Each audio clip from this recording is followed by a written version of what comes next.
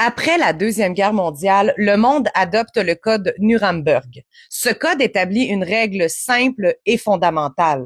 Aucune expérimentation humaine sans consentement volontaire, libre et éclairé. Ce principe devient alors le code de l'éthique médicale moderne. Et pourtant, quelques années plus tard au Canada, ce principe est violé. Dès 1948, des expériences psychiatriques sont menées à l'Institut Allen Memorial à Montréal, un hôpital universitaire affilié à l'Université McGill.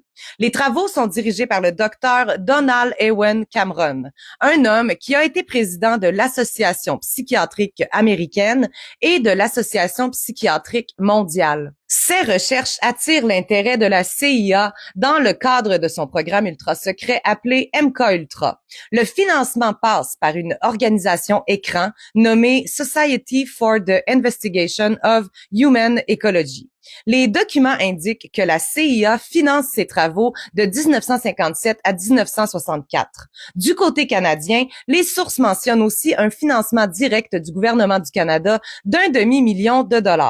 On a donc à la fois un financement clandestin américain et un financement officiel canadien. Le but officiel affiché est de trouver des traitements pour la schizophrénie, mais la réalité est beaucoup plus radicale. Le docteur Cameron développe une méthode qu'il appelle la déprogrammation. L'objectif est d'effacer la mémoire du patient, de le ramener à un état infantile, puis de reconstruire sa personnalité. Pour y arriver, plusieurs techniques sont utilisées. D'abord, ce qu'on appelle le psychic driving. Des messages enregistrés sont diffusés en boucle jusqu'à 16 heures par jour et un même message peut être répété des centaines de milliers de fois.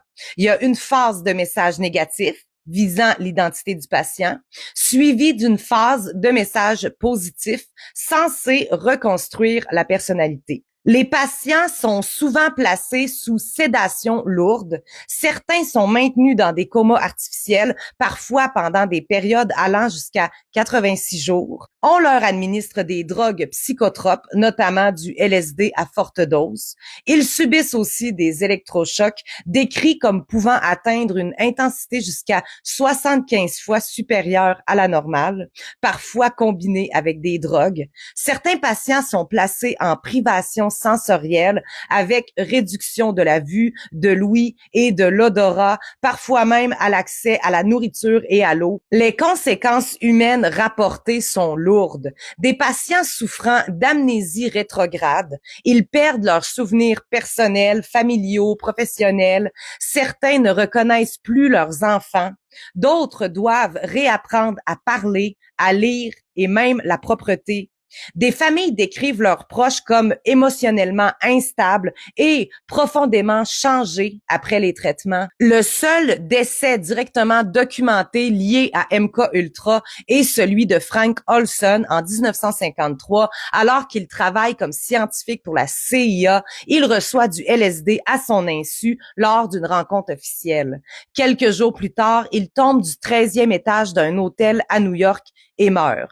La CIA conclut à un suicide, mais la famille conteste cette version et finissent par recevoir un règlement de 750 000 US. Malheureusement, la destruction des dossiers MK-Ultra rend impossible de savoir combien d'autres morts ou dommages graves ont eu lieu. Ces expériences ne se limitaient pas à Montréal. Elles ont également été pratiquées à la prison pour femmes de Kingston, aussi à Oak Ridge, en Ontario, aussi dans les pensionnats autochtones où des enfants ont été soumis à des tests médicaux sur des vaccins et des suppléments vitaminiques. Ces pratiques contrevenaient directement au code de Nuremberg. On parle d'expérimentation humaine menée après 47 dans des pays qui se présentent comme des États de droit tout en violant leurs propres règles éthiques fondamentales. En 1973, le directeur de la CIA, Richard Helms, ordonne la destruction des dossiers liés au programme MK-Ultra.